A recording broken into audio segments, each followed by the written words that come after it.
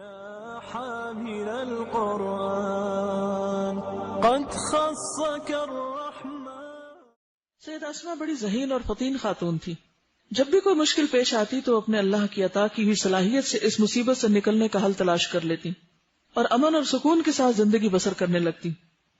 علی بن ابی طالب کے ساتھ شادی کے بعد ایک دن پہلے خامند جعفر طیار کے بیٹے اور دوسرے خامند ابو بکر صدیق کے بیٹے محمد کے درمیان جھگڑا ہو گیا. ہر ایک اپنے باپ پر فخر کرتے ہوئے یہ دعویٰ کر رہا تھا کہ میرا باپ تیرے باپ کی نسبت کہیں بہتر ہے. علی بن ابی طالب ان بچوں کو جھگڑتا ہوا دیکھ رہے تھے. ایک طرف بھائی کے بیٹے تھے اور دوسری طرف ابو بکر کے لختے جگر. ان کے لیے سبھی بچے عزیز تھے، یعنی وہ خود ان کے درمیان فرق نہیں کرتے تھے. وہ حیران تھے ان بچوں کو کس طرح سمجھایا جائے، اس جھگڑے کو کس طرح ختم کیا جائے. پھر خیال آیا کہ اپنی رفیقہ حیات اسماء سے مدد لی جائے کیونکہ یہ بچوں کی ماں ہے. انہیں بلایا. جب انہوں نے بچوں کو جھگڑتے دیکھا اور باہمی جھگڑے کی وجہ معلوم ہوئی تو سب بچوں سے مخاطب ہو کر فرمانے لگی، سرزمین عرب میں جعفر سے بہتر جوان میں نے نہیں دیکھا اور سرزمین عرب میں ابو بکر صدیق سے بہتر بزرگ مجھے کوئی اور دکھائی نہیں دیا. یہ بات سنتے ہی سب بچے خاموش ہو گئے اور خوشی سے ایک دوسرے سے بغلگیر ہو گئے. پھر آپس میں مل کر کھیلنے لگے. یوں معلوم ہوتا تھا کہ کبھی آپس میں لڑے ہی نہیں. تو ماؤں کو یہ ڈھنگ آنا چاہیے کہ بچوں کی لڑائی ایک اچھی بات کے ساتھ کیسے ختم کریں. آپ لوگ کیسے لڑائی جھگڑے نپٹاتے ہیں؟ مار پٹائی کر کے، ایک ادھر پھینکا ایک ادھر پھینکا اور آئندہ کے لیے دھمکیاں دے کے کہا خبردار جو لڑے تم. نہ ایک کی سنی نہ دوسرے کی سنی، نہ معاملے کو سمجھا. جو شخص معاملے کو سمجھتا نہیں وہ جھگڑا سلجھا کہاں سے سکتا ہے. ہم بچوں کی سنتے نہیں، اسی لیے ان کے اور ہمارے درمیان ایک تو گیپ بہت ہو جاتا ہے، دوسرا یہ کہ وہ پھر اپنے مسائل ہمارے پاس لاتے ہی نہیں، وہ اوروں کے پاس لے جاتے ہیں اور وہ جو چاہیں ان کو مشورے دیں. اور تیسرا یہ کہ ان سے زیادہ ہم خود پینک ہو جاتے ہیں، خود گھبرا جاتے ہیں. اگر ہم جیسا کوئی ہوتا تو رونے بیٹھ جاتا کہ اس کا باپ بھی چلا گیا، اس کا بھی چلا گیا اور یہ بلا میرے سر پڑ گئی اور میری زندگی حرام ہو گئی اور یہ لڑکوں کی تربیت تو بڑا ہی مشکل کام ہے اور اتنے سارے میرے سر پہ ہیں اور میں کیا کروں. نہیں، ٹیک اٹ ایزی. لا یکلف اللہ نفسا الا وسعها.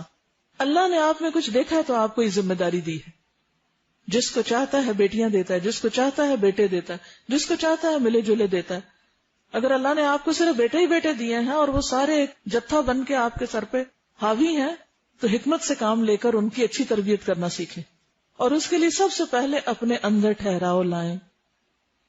خود پہلے آپ کے اندر ٹھہراؤ ہو اور آپ اس کو ایزی لیں اور اس کو اللہ کی ایک امانت سمجھیں اور اس پر خوش ہوا کریں کہ اللہ نے مجھے یہ اسائنمنٹ دی ہے، یہ چیلنج اللہ نے مجھے دیا ہے اور مجھے اس کو اچھی طرح قبول کرنا ہے اور اس پر رونا دھونا نہیں. سب سے خراب کام جو عورتیں کرتی ہیں وہ صرف رونے دھونے کا، اور رونے دھونے والیاں کبھی پھر کچھ کرنے کے قابل نہیں رہتی. یعنی ہم ہر وقت یہ کیوں سمجھتے ہیں کہ ہم کچھ کرنے کے قابل نہیں. دنیا ویمن امپاورمنٹ کی بات کر رہی اور دین پڑھی ہوئی خواتین پہلے سے بھی زیادہ اتنی کمزور ہو جائیں کہ وہ ہر چھوٹی بڑی بات پر رونا شروع کر دیں. کیا رونے سے کبھی مسائل حل ہوئے؟ اگر آپ شوہر کے سامنے بہت زیادہ روئیں گی تو وہ کیا کرے گا؟ ہمدردی کرے گا، دلاسا دے گا، یا کہیں اور جائے گا جہاں کوئی ہنستا کھیلتا ملے گا اس کو؟ اور باہر بہت ہیں، فکر نہ کریں آپ. ماں نے بچوں سے پوچھا کہ کون سے تھالی میں ساڑھے ختم کیے، اس نے کہا اس کو پتا نہیں اس کو کیا کیا، جب تک تم ختم نہیں کرو گی یہ وہ کہتا جا رہا میں سارے. آپ نے میرے کہا کیا بات ہے؟ کہتا میں پورا ڈبہ نہیں کھا سکتا، امی کہہ رہی ہے سارے ختم کیے. اب وہ ماں پیالے کی بات کر اور وہ سارے ڈبے کی بات کر رہے ہیں. مس کمیونیکیشن. کیونکہ ہم غصے میں جذبات میں بولے چلے جاتے ہیں اور بچہ بعض اوقات منہ دیکھ رہا ہوتا ہے کہ ماں کیا کہہ رہی ہے، کیا کہنا چاہتی ہے. بلیو میں سب سے بڑی مشکل ہماری بچوں کے ساتھ مس کمیونیکیشن، اور اس کی وجہ ہمارا خود اپنا جذباتی پن اس قدر چھا جانا کہ توجہ سے بات ہی نہ سننا. تو اگر آپ واقعی چاہتے ہیں کہ بچوں کی تربیت کریں تو پہلے اپنی کر لیں، اور اگر کچھ نہیں کر سکتے اپنے ساتھ تو کم از کم نارمل ہو جائیں. اب نارمل نظر نہ آئے ان کو، نہ شوہر کو اور نہ بچوں کو. اب آپ کہیں کہ پھر ہم مصیبت کے مارے کس کے آگے روئیں؟ اللہ ہے نا جس کو یہ یقین ہوتا ہے کہ ہر چیز پر اجر ہے. اور ایسا نہیں ہوتا کہ اللہ تعالیٰ تنہا چھوڑ دیتا ہے، اللہ تعالیٰ ضرور مدد کرتا ہے. امن یجیب المضطر اذا دعاہ ویکشف السوء. لیکن ہم جن کے پیچھے بھاگتے ہیں وہ ہمارے غموں کا مداوا نہیں ہوتے. اور یہ بات آزما کے دیکھ لیجئے کہ جب آپ لوگوں سے توقعات چھوڑ کے اللہ سے توقع رکھیں گے تو لوگ بھی آپ کی ہمدردی کریں گے، پھر لوگ بھی آپ کے کام آئیں گے، لوگ بھی آپ کی مدد کریں گے. لیکن اگر آپ اللہ کو چھوڑ کر اور لوگوں کے اوپر توقع رکھے ہوئے کہ میرا یہ کام فلاں کر دے گا اور یہ فلاں کرے گا اور یہاں سے مجھے یہ خیر اور یہ ہمدردی ملے گی، خیر تو ساری کی ساری اللہ کے ہاتھ میں، عزت تو ساری کی ساری اللہ کے ہاتھ میں ہے. دلوں میں محبت بھی وہی ڈالتا ہے، دلوں میں قدردانی بھی وہی پیدا کرتا ہے. جب وہ کسی سے محبت کرتا ہے تو سب اس سے محبت کرنے لگتے ہیں. لیکن اللہ کی نافرمانی میں اور اپنی ذمہ داریوں سے غفلت میں اور صرف اپنے آپ کو مظلوم قرار دینے میں کسی مسئلے کا حل نہیں. تو اس لیے بہادر بنیے. ان بہادر خواتین کے حالات آپ پڑھ رہی ہیں، اور اس میں سب سے اہم چیز جو آپ نے اپنے اندر لانی اپنے کردار کے اندر وہ کیا ہے؟ ایسا ہی کانفیڈنس، ایسی ہی بہادری اور ایسی حکمت، ہمت، حوصلہ. کیونکہ ماں اگر گھر میں پریشان ہو جائے تو سارے گھر کا نظام خراب ہو جاتا ہے. اگر وہ بیمار پڑ کے بستر پہ لیٹ جائے سارا گھر الٹا پڑا ہوتا ہے. تو آپ نے ہمت سے کام لینا ہے، اٹھ کے بیٹھنا ہے اور اپنے آپ سے کہنا ہے مجھے کچھ نہیں.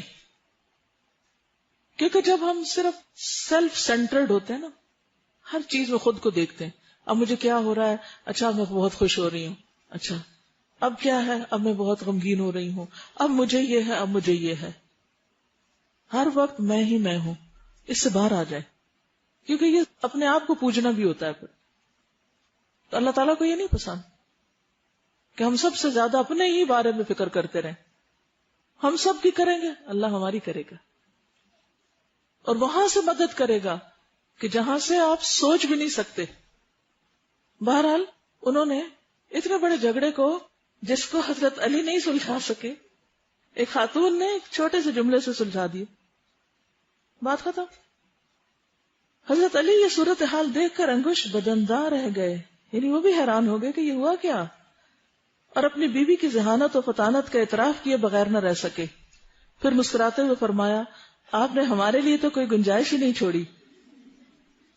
ایک سرزمین عرب کا بہترین جوان اور دوسرا سرزمین عرب کا بہترین بزرگ، ہم کدھر گئے؟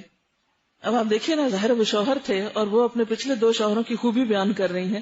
حضرت اسماء ان کی بات سن کر فرمانے لگی امیر المومنین، تینوں میں آپ کے بہتر مقام کے بھلا کیا کہنے.